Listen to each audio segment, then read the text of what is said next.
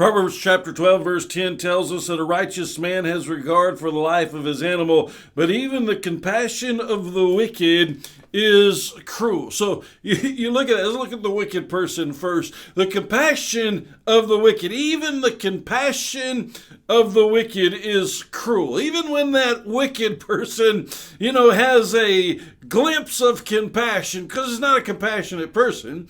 Wicked people are not compassionate people because wicked people are concerned about themselves. They're not concerned about anyone else. They're not concerned about anything else. They're concerned about themselves. But even when they have a glimmer of compassion, even that is wicked. But then you look here at the Word of God and it says that a righteous man has regard for the life of his animal. Even the smallest of beings, even the most helpless of beings.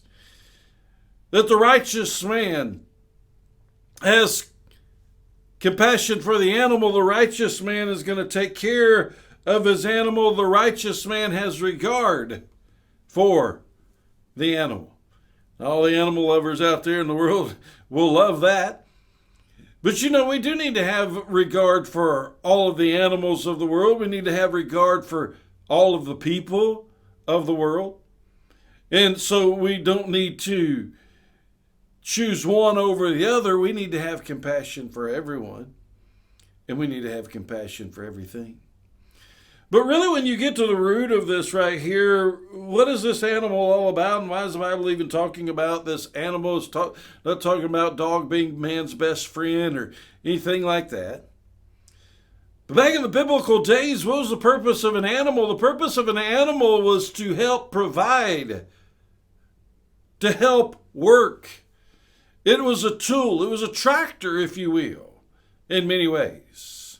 So here it is. You could easily say in modern day that a righteous man will have regard for the life of his tractor. So when you think about that, why does he have regard for the life of his tractor? Because he understands that tractor animal really